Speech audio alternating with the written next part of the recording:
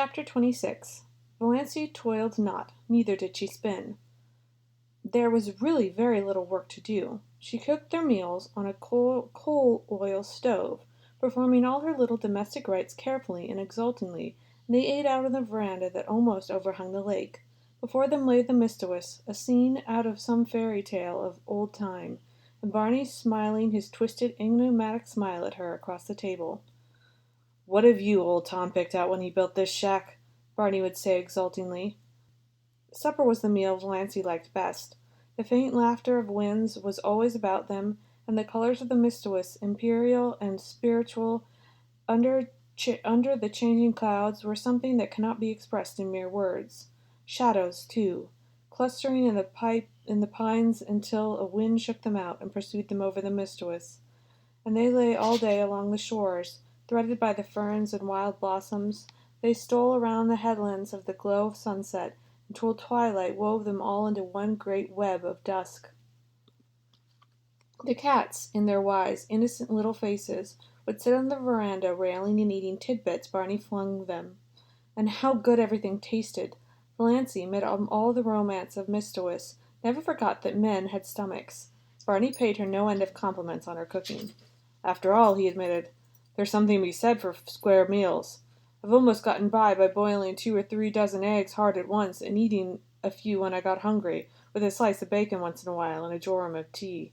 Valancy poured tea out of Barney's little battered old pewter teapot of incredible age. She had not even a set of dishes, only Barney's mismatched chipped bits, and a dear, big, blobby old jug of robin eggs blue. After the meal was over, they would sit there and talk for hours, or sit and say nothing in the languages of the world, Barney pulling away at his pipe, Valancy dreaming idly and deliciously, gazing at the far-off hills beyond Mistowus, where the spires of firs came out against the sunset. The moonlight would begin to silver the Mistowus, bats would begin to swoop darkly against the pale western gold.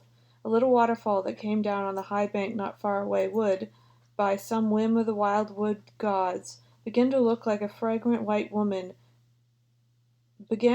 wonderful white woman beckoning through the spicy fragrant evergreens, and Leander would begin to chuckle diabolically on the mainland shore. How sweet it was to sit there and do nothing in beautiful silence, with Barney at the other side of the table smoking. There were plenty of other islands in sight, though none of them were near enough to be troublesome as neighbors. There was one little group of islets far off the west, which they were called the Fortunate Isles. At sunrise they looked like a cluster of emeralds, and at sunset like a cluster of amethysts. They were too small for houses, but the lights on the larger island would bloom out over the lake, and bonfires would be lighted at their shores, streaming up the wood shadows and throwing great blood-red ribbons over the waters. Music would drift to them alluringly from boats here and there, or from the verandas on the big house of the millionaire on the biggest island. "Would you like a house like that, Moonlight?" Barney asked once, waving his hand at it. He'd taken to calling her Moonlight, and Valancy loved it. "No," said Valancy, who had once dreamed of a mountain castle 10 times the size of the wristman's cottage, and now pitied the poor inhabitants of palaces. "No, it's too elegant. I would have to carry it with me everywhere I went, on my back like a snail. It would own me, possess me, body and soul. I like a house I can love and cuddle and boss, just like ours here. I don't envy Hamilton Gossard, the finest summer residence in Canada. It is magnificent, but it isn't my blue castle." Away down at the far end of the lake they got every night a glimpse of big continental trains rushing through the clearing. Valancy liked to watch as light as windows flashed by and wonder who was on it, and what hopes and fears it carried. She also amused herself by picturing Barney and herself going to the dances and dinners in the houses on the island, but she did not want to go in reality. Once they did go to a masquerade dance in the pavilion at one of the hotels up the lake, and had a glorious evening, but slipped away in their canoe before unmasking time back to the Blue Castle. It was lovely, but I don't want to go again, said Valancy. So many hours a day Barney shut himself in the Bluebeard's chamber. Valancy never saw the inside of it. From the smells that filtered through at times, she concluded he must be conducting chemical experiments, or counterfeiting money. Valancy supposed there must be smelly processes in making counterfeit money, but she did not trouble herself about it. She had no desire to peer into the locked chambers of Barney's house of life. His past and his future concerned her not, only his rapturous presence. Nothing else mattered. Once he went away, and stayed away 2 days and nights. He'd asked Valancy if she would be afraid to stay alone, and she said she had not. He never told her where he had been. She was not afraid to be alone, but she was horribly lonely. The sweetest sound she had ever heard was Lady Jane clattering through the woods when Barney returned, and then his signal whistle from the shore. She ran down to the landing rock to greet him, and to nestle herself in his eager arms. And they did seem eager. "Have you missed me, Moonlight?" Barney was whispering. "It seemed 100 years since you went away," said Valancy. "I won't leave you again." "You must," persisted Valancy, "if you want to. I'd be miserable if I thought you wanted to go and didn't, because of me. I want you to feel perfectly free." Barney laughed, a little cynically. "There's no such thing as freedom on earth," he said. "Only different kinds of bondages, and comparative bondages. You think you are free now because you've escaped from a particular unbearable kind of bondage. But are you? You love me. That's a bondage." "Who said and who wrote that prison into which we boom ourselves is no prison at all?" Valancy asked dreamily, clinging to his arms as they climbed up the rocky steps. "Ah, now you have it," said Barney. "That's all the freedom we can hope for, the freedom to choose our own prison. But, Moonlight—" He stopped at the door of the blue castle, and looked about him, at the glorious lake, the great shadowy woods, the bonfires, the twinkling lights. "Moonlight, I am glad to be home again. When I came down through the woods and saw my home lights, mine, gleaming out under the old pines, something I'd never seen before, oh, girl, I was glad. Glad." But in spite of Barney's doctrine of bondage, Valancy thought them splendidly free. It was amazing to be able to sit up half the night and look at the moon if you wanted to be late for meals if you wanted to. She, who'd always been rebuked so sharply by her mother, and so reproachfully by Cousin Stickles, if she were 1 minute late. Dawdle over meals as long as she wanted to, leave your crust if you wanted to, not come home at all for meals if you wanted to, sit on a sun-warm rock and paddle your bare feet in the hot sand if you wanted, and just sit and do nothing in beautiful silence if you wanted to. In short, do of any fool thing that you wanted to whenever the motion took you. If that wasn't freedom, what was? Chapter 30. They didn't spend all their days on the island. They spent more than half of them wandering through the enchanted Mysticos country. They spent more than half of them at will through the enchanted Muskoka country. Barney knew the woods as a book, and he taught their lore and craft to Valancy. He could always find trail and haunt of the shy wood people. Valancy learned the different fairy likenesses of the mosses, the charms and exquisiteness of the woodland blossoms. She learned to know every bird at sight and mimic its call, though never so perfectly as Barney. She made friends with every kind of tree. She learned to paddle a canoe as well as Barney himself. She liked to be out in the rain, and she never caught cold. Sometimes they took lunch with him, and went berrying. Strawberries and blueberries. How pretty blueberries were! The dainty green of unripe berries, and the glossy pinks and scarlets of half-ripes, and the misty blue of the fully matured. And Valancy learned the real flavor of strawberry at the highest perfection. There was a certain sunlit dell on the banks of the Mistwas, along which white burrs grew on one side, and on the other still chainless rakes of young spruces. There were long grasses at the roots of the birches, combed down by the winds and wet with morning dew late in the afternoon. And here they found berries that might have graced the banquets of Lucullus, great ambrosial sweetness hanging like rubies on to long rosy stalks. They lifted them by the stalk and ate from them, uncrushed and virgin, tasting each berry by itself, with all the wild fragrance ensphered therein. When Valancy carried any of these berries home, that elusive essence escaped, and they became nothing more common than berries from the marketplace. Very kitchenly good indeed, but not as they had been, eaten in their birch dwell with her fingers, or till her fingers were stained as pink as Aurora's eyelids. Or they went after water lilies. Barney knew where to find them on the creeks and bays of the Mistwas. Then the Blue Castle was glorious with them. Every receptacle that Valancy could contrive filled with the exquisite things, not water lilies, then cardinal flowers, fresh and vivid from the swamps of Mistwas, where they burned like ribbons of flames. Sometimes they went trotting on little nameless rivers or hidden brooks, on whose banks naiads might have stunned their white, wet limbs. Then they all took with them raw potatoes and salt, and they roasted the potatoes over a fire, and Barney showed Valancy how to cook trout by wrapping them in leaves and coating them with mud and baking them in beds of hot coal. Never were such delicious meals. Valancy had such an appetite it was no wonder she put flesh on her bones. Or they just prowled and explored through the woods that always seemed to be expecting something wonderful to happen. At least, that was the way Valancy felt about them. Down the next hollow, over the next hill, you would find it. "We don't know where we're going, but isn't it fun to go?"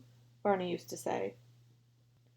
Once or twice night overtook them, too far from the Blue Castle to get back, but Barney made fragrant bed of bracken and fir boughs, and they slept dreamlessly, under the ceiling of oak spruces with moss hanging from them, while beyond them moonlight and the murmur of pines blended together so that they could hardly tell which was light and which was sound.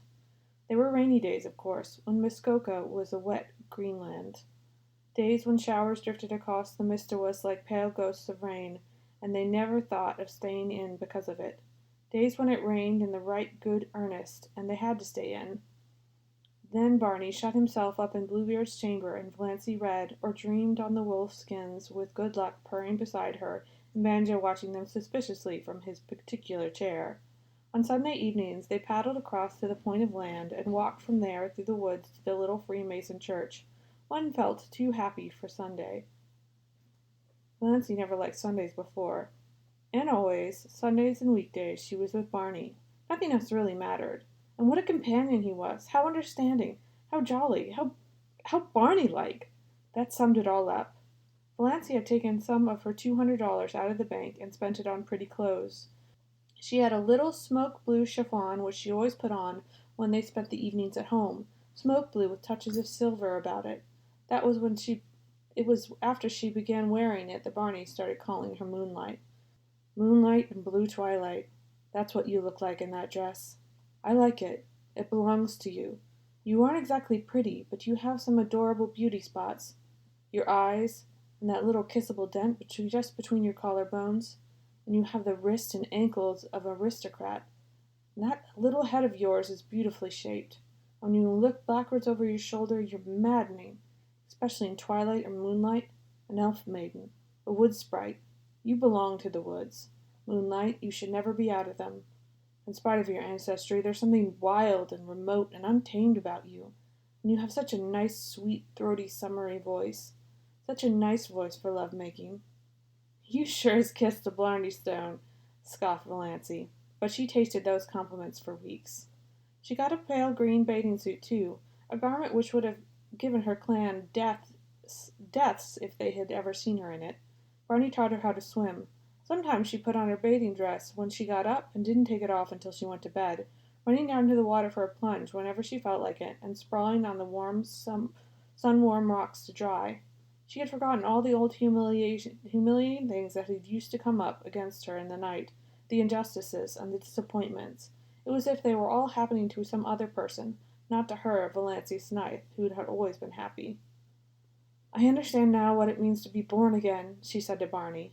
Holmes speaks of grief staining backwards through the pages of life, but Valancy found her happiness had stained backwards likewise, and floated with rose color her whole previous drab experience. She found it hard to believe she had ever been lonely and unhappy and afraid. And when death comes I shall have lived, thought Valancy. I shall have had my hour. And her dust pile! One day Valancy had heaped the sand in the little island cove into a tremendous cone and stuck a gay little Union Jack on top of it. "What are you celebrating?" Barney wanted to know. "I'm just exercising an old demon," Valancy told him. 31. Autumn came. Late September with cold nights. They had to forsake the veranda, but they kindled the fire in the big fireplace and sat before it in jest and laughter. They left the doors open, and Banjo and Good Luck came and went at pleasure. Sometimes they sat gravelly on the bearskin rug between Barney and Valancy. Sometimes they slunk off to the mystery of the chill night outside. The stars smoldering in the horizon's mist through the old oriel. The haunting, persisting croon of the pine trees filled the air. The little waves began to make soft, sobbing splashes on the rocks below them in the rising winds.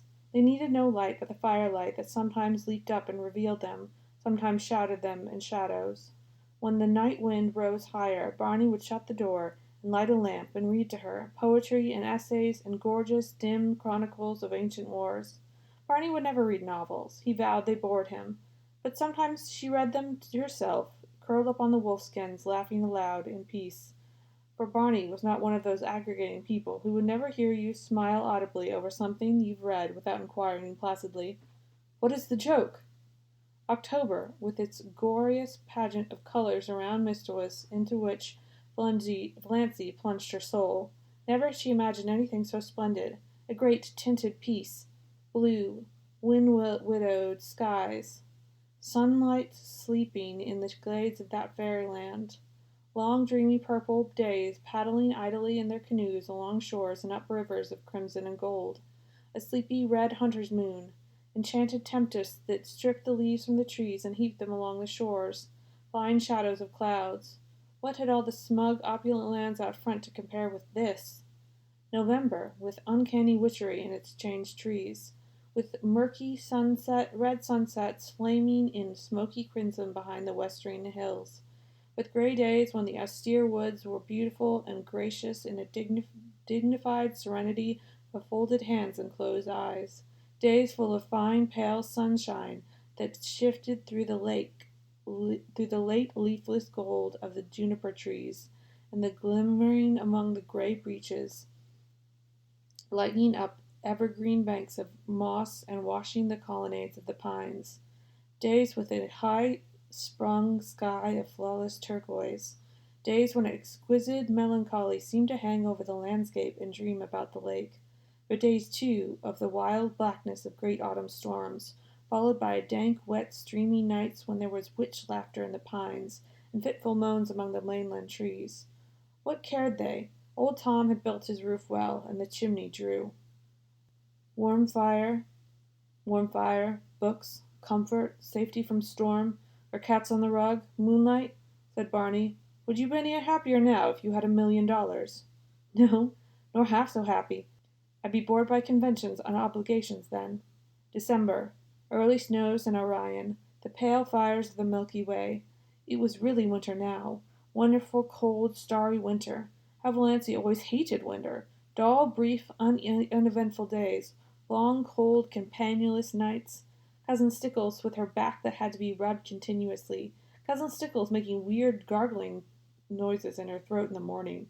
Cousin Stickles whining over the price of coal. Her mother probing, questioning, ignoring. Endless colds and bronchitis, or the dread of it. Redfern's liniment and purple pills. But now she loved winter. Winter was beautiful back up. Almost intolerably beautiful. Days of clear brilliance, evening that were like cusps of glamour, the purest vintage of winter's wine, nights with their fires of stars, cold exquisite winter sunrises, lovely ferns of ice all over the windows of Blue Castle, moonlight in the birches in its silver thaw, ragged window shadows on windy evenings, torn, twisted, fantastic shadows, great silences, austere and searching, jeweled barbaric hills, and the sun suddenly breaking through clouds over long white Mistois, icy gray twilights broken by snow squalls when their cozy living room, with its goblins of firelights and inscrutable cats seemed cozier than ever. Every hour brought new revelation and wonder. Barney ran Lady Jane into Roaring Abel's barn and taught Valancy how to snowshoe. Valancy, who ought to be laid up with bronchitis. But Valancy had not even a cold. Later in the winter, Barney had a terrible one, and Valancy nursed him through it with a dread of pneumonia in her heart. But Valancy's cold seemed to have gone where old Moon go, which is luck, for she hadn't even Redfern's liniment. She had thoughtfully bought a bottle at the port, and Barney had hurled it into the frozen Mistois with a scowl. Bring no more of that devilish stuff here, he had ordered briefly. It was the first and last time he'd spoken harshly to her.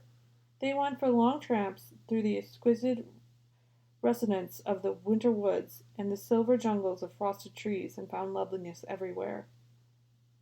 At times they seemed to be walking through a spellbound world of crystal and pearl, so white and radiant were clearings and lakes and skies. The air was so crisp and clear it was half intoxicating. They stood in the hesitancy of ecstasy at the entrance of a narrow path between rakes of birches. Every twig and spray was outlined in snow. The undergrowth along its sides was a little fairy forest cut out of marble, and the shadows cast by the pale sunlight were fine and spiritual. "Come away," said Barney, turning. "We must not commit the desecration of tramping through there." One evening they came upon a snowdrift far back in an old clearing that was the exact likeness of a beautiful woman's profile. Seen too close by, the resemblance was lost, as the fairy tale of the castle of St. John. Seen from behind, it was a shapeless oddity, but at just the right distance and the angle the outline was so perfect that when they came upon it suddenly, gleaming against the dark background of spruce and the glow of winter sunset, they both exclaimed in amazement. There was the low, noble brow, a straight classic nose, lips and a chin, and curved cheek curved modeled as if some goddess of old time had sat to the sculpture, and a breast of such cold swelling purity as the very spirit of the winter woods might display. "All the beauty that old Greece and Rome sung, painted, taught," quoted Barney. "And to think no human eye save ours have seen or will see it," breathed Valancy, who felt at times as if she were living in a book by John Foster. As she looked around, she recalled some passages she had marked in the new Foster book Barney had brought her from the port, with an adjuration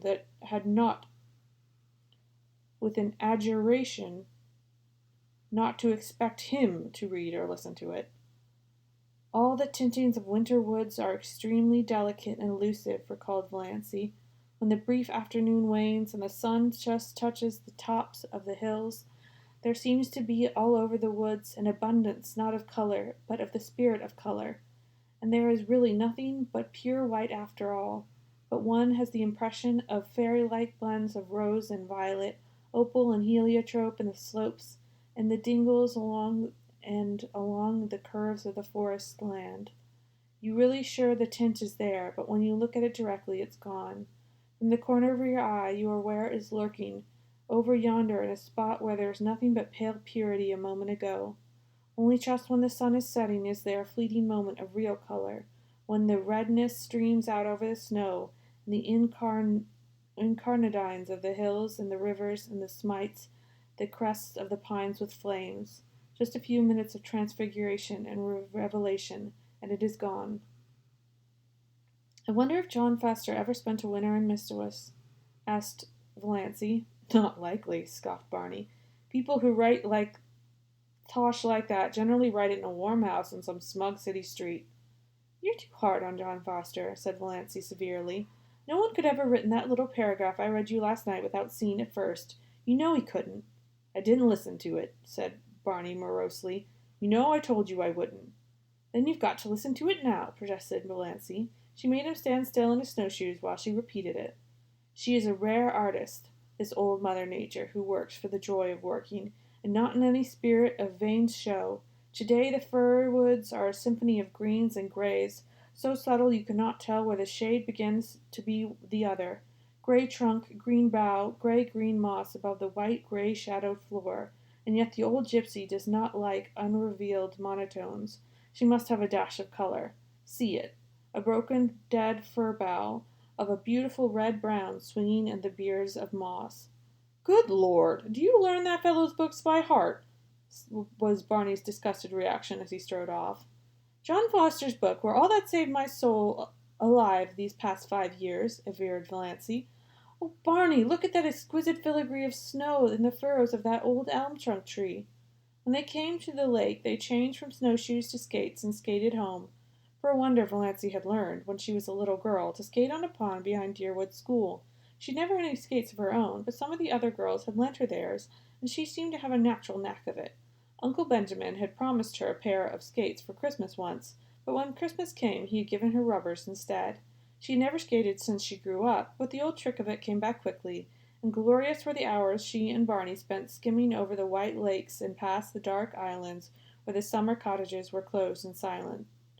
Tonight they flew down Mistawus before the wind in exhilaration that crimsoned Valancy's cheek under her white tam, and at the end of her was her dear little house on that island of pines, with a coating of snow on its roof, sparkling in the moonlight. Its windows glinted impishly at her in the stray gleams. "Looks exactly like a picture book, doesn't it?" said Barney.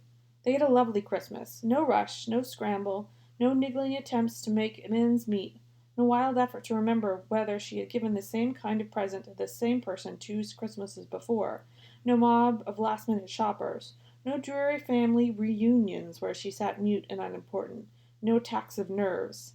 They decorated the blue castle with pine boughs, and Valancy made delightful little tin stars and hung them up amid the greenery. She cooked dinner to which Barney did full justice, while Good Luck and Banjo picked at the bones.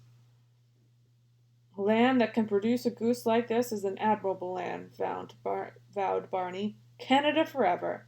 And then they drank to the Union Jack a bottle of dandelion wine that Cousin Georgiana had given Valancy along with the bedspread.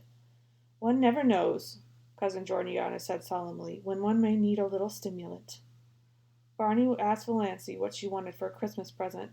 "Something frivolous and unnecessary," said Valancy, who had gotten a pair of galoshes last Christmas and 2 long-sleeved woolen undervests the year before, and so gone back. To her delight, Barney gave her a necklace of pearl beads. Valancy had wanted a string of milky pearl beads, like congealed moonlight, all her life, and they were so pretty. All that worried her was they really were too good. They must have cost a great deal, $15 at least. Could Barney afford that? She didn't know anything about his finances, and she had refused to let him buy any of her clothes. She had enough for that, she told him, as long as she would need clothes. In the round black jar on the chimney-piece, Barney put money for their household expenses. Always enough. The jar was never empty, though Valancy never caught him replenishing it. He couldn't have much, of course, and that necklace. But Valancy tossed care aside. She would wear it and enjoy it. It was the first pretty thing she'd ever had. Chapter 32 New Year. The old shabby, inglorious, outlived calendar came down. The new one went up. January was a month of storms. It snowed for 3 weeks on end. The thermostat went miles below zero and stayed there. But as Barney and Valancy pointed out each other, there were no mosquitoes, and the roar and crackle of their big fire drowned the howls of the northern wind. Good Luck and Banjo waxed fat and developed resplendent coats of thick, silky fur. Nip and Tuck had gone. "But they'll come back in spring," promised Barney. There was no monotony. Sometimes they had dramatic little private spats that never even thought of becoming quarrels. Sometimes Roy and Abel dropped in, for an evening or a whole day, with his old tartan cap and his long red beard coated with snow. He generally brought his fiddle and played for them, to the delight of all except Banjo, who would go temporarily insane and retreat under Valancy's bed. Sometimes Abel and Barney talked while Valancy made candy for them. Sometimes they sat and smoked in silence, a la Tennyson and Carlyle, until the blue castle reeked and Valancy fled to the open. Sometimes they played checkers fiercely and silently the whole night through. Sometimes they all ate the russet apples Abel had brought, while the old jolly clock ticked a delightful minutes away. "A plate of apples, an open fire, a jolly good old book are fair substitutes for heaven," vowed Barney. "Anyone can have streets of gold. Let's have another whack at Carmen." It's easier now for the Sterlings to believe Valancy of the dead. Not even dim rumors of her having been at the port came to trouble them, although she and Barney used to skate there occasionally to see a movie and eat hot dogs shamelessly at the corner stands afterwards. Presumably none of the Sterlings ever thought about her, except Cousin Georgiana, who used to lie awake worrying about poor Doss. Did she have enough to eat? Was that dreadful creature good to her? Was she warm enough at night? Valancy was quite warm at night. She used to wake up and revel in the coziness of the winter nights on the little island in the frozen lake. The nights of other winters had been so long and cold. Valancy hated to wake up in them and think about the bleakness and emptiness of the day that had passed and the bleakness and emptiness of the day that would come. Now she almost counted the nights lost on which she didn't wake up and lay half awake for half an hour just being happy while Barney's regular breathing went on beside her. And through the open door the smoldering brands of the fireplace winked at her in the gloom. It was very nice to feel a little lucky cat jump on your bed in the darkness and snuggle down at your feet purring. But Banjo would be sitting dourly by himself out in front of the fire like a brooding demon. At such moments Banjo was anything but canny, but Valancy loved his uncanniness. The side of the bed had to be right against the window. There was no other place for it in the tiny room. Valancy, lying there, would look out the window through the big pine boughs that actually touched it, and up the mistwas, white and luxurious as a pavement of pearl, and dark and terrible in the storm. Sometimes the pine boughs tapped against the panes with friendly signals. Sometimes she heard little hisses of whisper of snow against them right at her side. Some nights the whole outer world seemed given over to the empery of silence.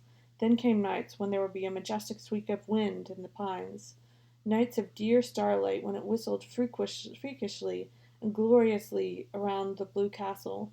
Broody nights before a storm when it crept along the floor of the lake with a low, wailing cry of brooding and mystery. Valancy wasted many perfectly good sleeping hours in these delightful communings.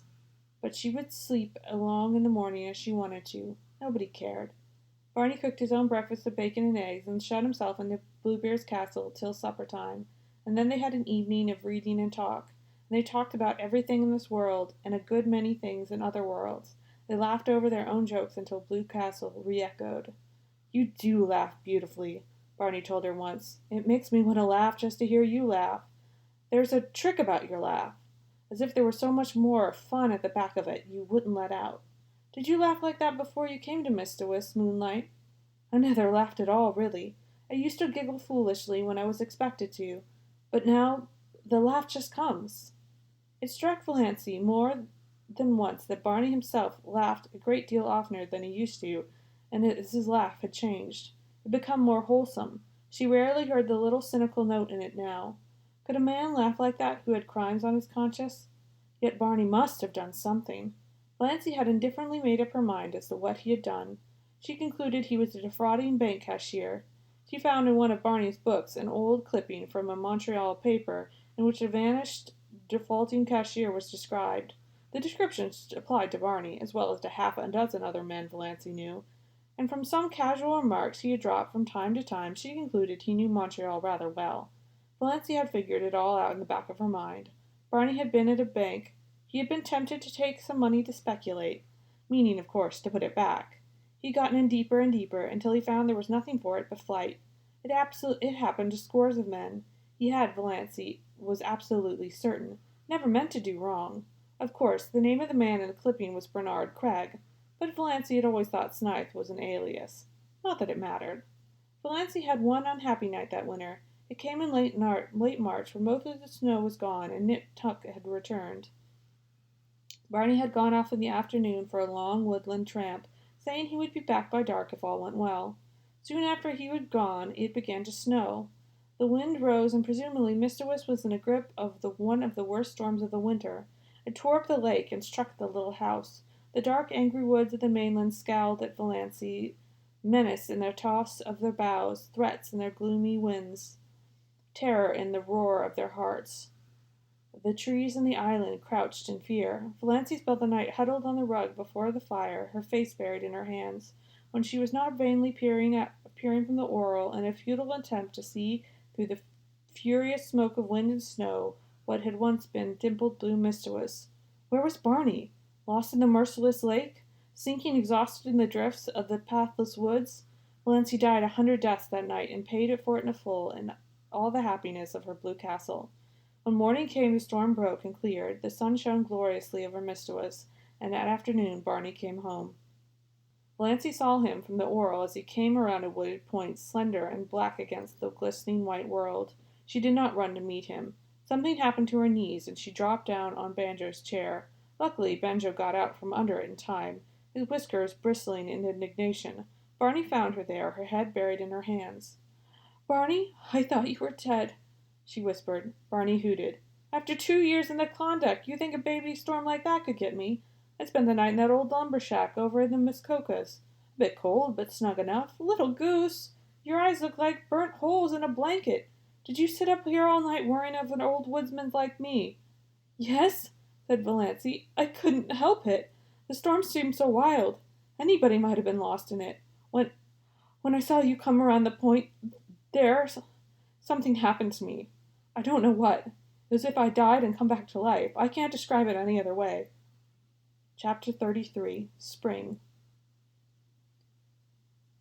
Mr. was black and sullen for a week or two, then flaming in sapphire and turquoise, lilac and rose again, laughing through the aural, caressing its amethyst islands, ripping under winds soft as silk. Frogs, little green wizards of swamps and pools, singing everywhere in long twilights and long into the night, islands of fairy-like in green haze, the effervescent beauty of a wild young trees in early leaf, frost-like loveliness of the new foliage of juniper trees, the woods putting on a fashion of spring flowers, dainty, spiritual things akin to the soul of wilderness, red mist on the maple, willows decked out with glossy silver pussies, all the forgotten violets of Mistowus blooming again, allure of April moons. "Think how many thousand of springs there have been on Mistowus, and all of them beautiful," said Valancy. "Oh, Barney, look at that wild plum! I must quote John Foster. There's a passage in one of his books. I've reread it 100 times. He must have written it before a tree just like this. Behold the young wild plume tree, which has adorned herself immemorial fashion in the wedding veil of fine lace. The fingers of wood pixies must have woven it, for nothing like it ever came from earthly loom. I vow its tree is consciousness of its loveliness.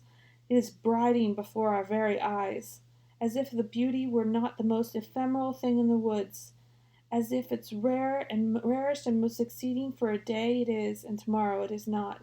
Every south wind purring through the boughs will winnow away its shower of slender petals. But what matter? Today it is queen of the wild places, and it always today in the woods." "I'm sure you feel much better since you got that out of your system," said Barney heartlessly. "Here's a patch of dandelions," said Valancy, unsubdued. "Dandelions shouldn't grow in the woods, though. They haven't any sense of fitness at all. They are too cheerful and self-satisfied. They haven't any of the mystery and reserve of the real wood flowers." "In short, they've no secrets," said Barney. "But wait a bit. The woods will have their own way even with those obvious dandelions. In a little while all that obtrusive yellowness and complacency will be gone, and we'll find misty phantom-like globes hovering over the long grasses in full harmony with the traditions of the forest." "That sounds like John Foster," teased Valancy. "What have I done to deserve a slam like that?" complained Barney. One of the earliest signs of spring was the renaissance of Lady Jane. Barney put her on the road that no other cars would look at, and they passed through Deerwood in mud to the axles. They passed several Sterlings, who groaned and reflected now that spring had come. They would encounter the shameless pair everywhere. Valancy, plowing about Deerwood shops, met Uncle Benjamin on the street, but he did not realize he had gone 2 blocks further on that the girl in the scarlet-colored blanket coat, with cheeks reddened in the sharp April air and the fringe of black hair over laughing slanted eyes, was Valancy. When he did realize it, Uncle Benjamin was indignant. What business had Valancy to look like a young girl? The way of the transgressor was hard, had to be, scriptural and proper, and yet Valancy's path couldn't be hard. She couldn't look like that if it were. There was something wrong. It was almost enough to make a man turn modernist. Barney and Valancy clanged into port, and it so that it was dark when they went through Deerwood again. At her old home, Valancy, seized with a sudden impulse, got out, opened the little gate, and tiptoed to the sitting-room window. There sat her mother and Cousin Stickles drearily, grimly knitting, baffling and human as ever. If they had looked the least bit lonesome, Valancy would have gone in, but they did not. Valancy would not disturb them for the worlds. Chapter 34. Valancy had 2 wonderful moments that spring. One day, coming home through the woods with her arms full of trailing arbutus and creeping spruce, she met a man who she knew must be Alan Tierney. Alan Tierney, the celebrated painter of beautiful women. He lived in New York in the winter, but he owned an island cottage in the northern end of Mistowus, to which he always came the minute the ice was out of the lake. He was reputed to be a lonely, eccentric man. He never flattered his sitters. There was no need to, for he would not paint anyone who required flattery. To be painted by Alan Tierney was all the cachet of beauty a woman could desire. Valancy had heard so much about him, she couldn't help turning her head back over her shoulder for another shy, curious look at him. A shaft of pale spring sunlight fell through a great pine athwart her bare black head and her slanted eyes. She wore a pale green sweater and had bought a fillet of linea vine about her hair. The feathery fountain of trailing spruce overflowed in her arms and fell about her. Alan Tierney's eyes lighted up. "I've had a caller," said Barney the next afternoon when Valancy returned with another flower quest. "Who?" Valancy was surprised but indifferent. She began filling a basket with arbutus. "Alan Tierney. He wants to paint you, Moonlight." "Me?" Valancy dropped her basket and her arbutus. "You're laughing at me, Barney." "I'm not. That's what Tierney came for, to ask my permission to paint my wife, as the spirit of Miss Coca, or something like that." But, stammered Valancy, "Alan Tierney never paints any but beautiful women," finished Barney. "Conceded. Q.E.D. Mistress Barney Smythe was a beautiful woman." "Nonsense," Valancy said, stooping to retrieve her arbutus. "You know that's nonsense, Barney. I know I'm a heap better looking than I was a year ago, but I am not beautiful." "Alan Tierney never makes a mistake," said Barney. "You forget, Moonlight, there are different kinds of beauty. Your imagination is obsessed by the very obvious type of your cousin Olive. Oh, I've seen her. She's a stunner. But you'll never catch Alan Tierney wanting to paint her. In that horrible but expressive slang phase, she keeps all of her goods in the window shop. But your subconscious mind, you have a conviction that nobody can be beautiful that doesn't look like Olive. Also, you remember your face as it was the days when your soul was not allowed to shine through it. Tierney said something about the curve of your cheek as you looked back over your shoulder. You know, I've often told you it was distracting. And he's quite batty about your eyes. If I wasn't absolutely sure it was solely professional, he really is a crabbed old bachelor, you know. I'd be jealous."